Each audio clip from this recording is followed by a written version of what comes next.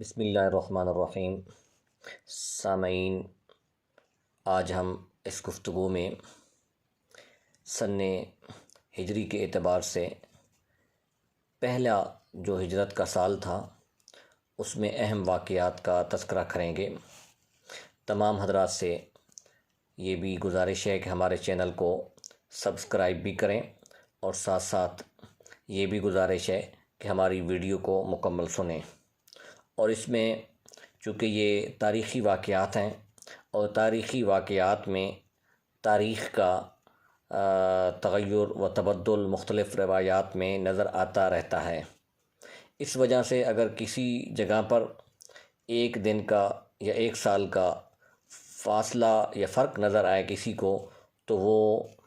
یہ سمجھے کہ یہ مختلف روایات کے اختلاف کی وجہ سے یہ روایت یہاں بیان کی گئی ہے۔ اگر کوئی اہم واقعہ آپ کی نظر میں ہماری زبان کی لغزش سے یا کسی اور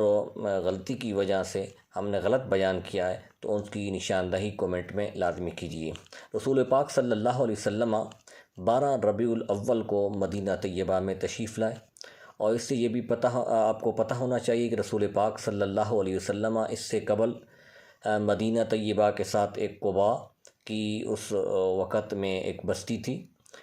وہاں اور رسول پاک صلی اللہ علیہ وسلم ٹھہرے۔ قباء میں حضرت کلثوم بن حدم کے گھر پر رسول پاک صلی اللہ علیہ وسلم ٹھہرے،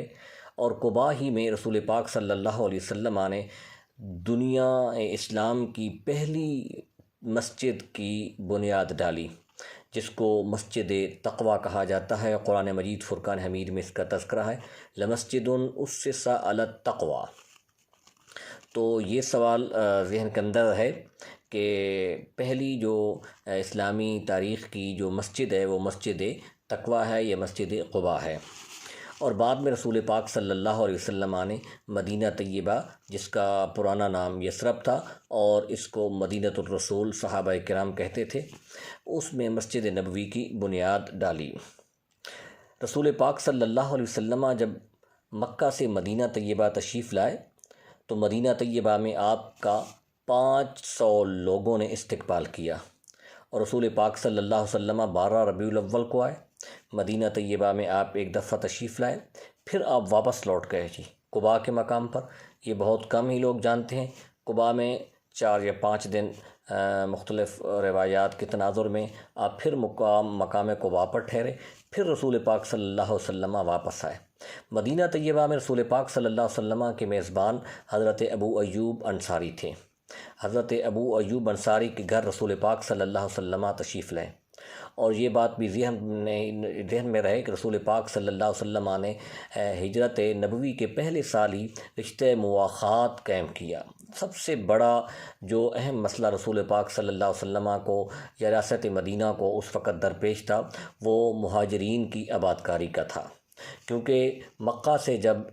رسول پاک صلی اللہ علیہ وسلم اور آپ کے ساتھی صحابہ کرام آئے تو ان کے مال یا ان کی جائیداد یا ان کا جو سر و سامان تھا وہ سب کا سب مکۃ المکرمہ میں رہ گیا۔ یہاں ان کے لیے کھانے پینے کا مسئلہ تھا، رہائش کا مسئلہ تھا، ان کے لیے ان کے کاروبار کا مسئلہ تھا، یا ان کے ذرائع آمد و رفت ذرائع کاروبار تلاش کرنے کا مسئلہ تھا۔ اس کے لیے رسول پاک صلی اللہ علیہ وسلم نے وہ حکمت عملی اختیار کی جو دنیا تاریخ میں ایسی حکمت عملی نہیں ملتی۔ رسول پاک صلی اللہ علیہ وسلم نے رشتہ مواخات قائم کیا۔ رشتہ مواخات سے مراد یہ ہے کہ ایک مہاجر کو ایک انصاری کا بھائی بنا دیا۔ رسول پاک صلی اللہ علیہ وسلم نے جب رشتہ مواخات شروع کیا اس وقت تقریباً 35 کے قریب صحابہ کرام کو انصار اور مہاجرین کے یعنی ایک دائرے میں داخل کر کے ان کو بھائی بھائی بنایا ہے۔ بعد میں یہ تعداد 35 سے لے کر 45 تک بڑھ گئی۔ اس زمانے میں یہ بات بھی یاد رہے کہ رسول پاک صلی اللہ علیہ وسلم کا بھائی کون تھا۔ جب حضرت علی المرتضیٰ مکۃ المکرمہ سے مدینہ طیبہ میں تشریف لائے تو حضرت علی المرتضیٰ نے کہا کہ یا رسول اللہ، آپ نے ہر شخص کو یا ہر مہاجر کا آپ نے ایک انصاری بھائی بنا دیا ہے، میرا بھائی آپ نے نہیں بنایا۔ اس پر رسول پاک صلی اللہ علیہ وسلم نے فرمایا کہ علی میں تمہارا بھائی ہوں۔ اور حضرت ابو ایوب انصاری کا جو بھائی بنایا گیا ہے، وہ حضرت ابو ایوب انصاری کے جو بھائی ہیں وہ حضرت مصعب بن عمیر تھے۔ ہجرت نبوی کے جو پہلے سال کے واقعات ہیں، ان واقعات میں سب سے اہم جو واقعہ ہے وہ مسجد نبوی کی تعمیر کا تھا۔ مسجد نبوی کی تعمیر رسول پاک صلی اللہ علیہ وسلم نے کی، اور ساتھ ساتھ ہجرت نبوی کے پہلے سال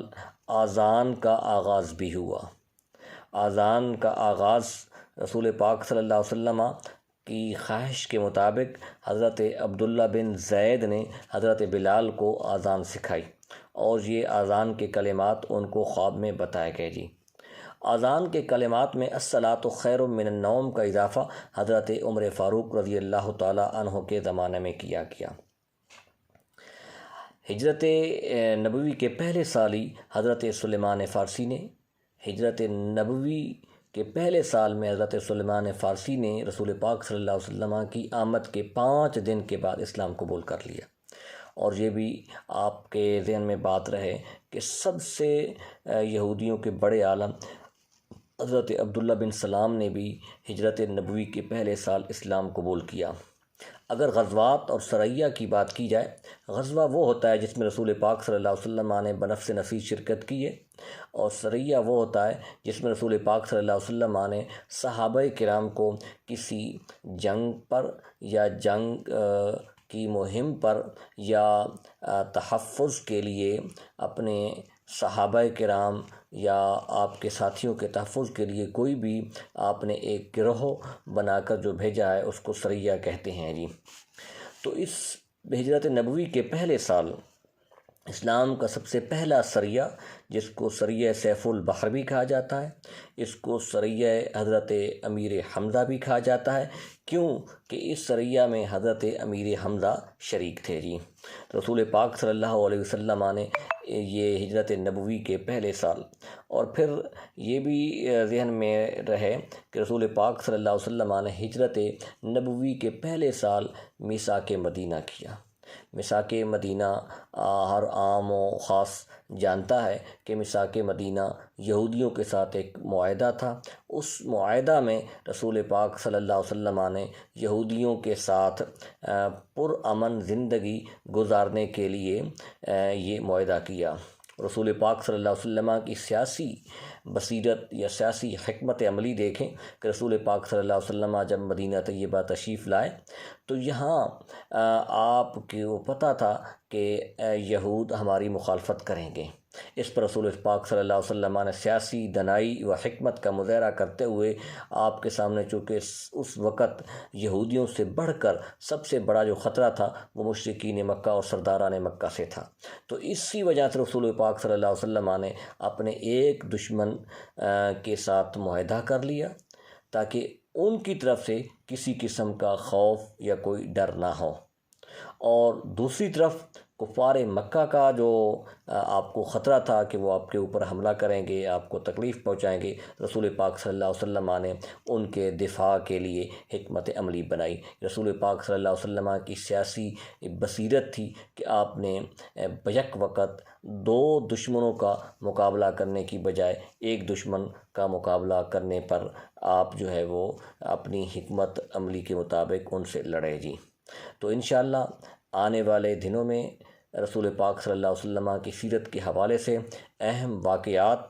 خصوصی طور پر جو طلباء انٹرویو کی تیاری کرتے ہیں ان کے لیے مختصر سا جو ہے وہ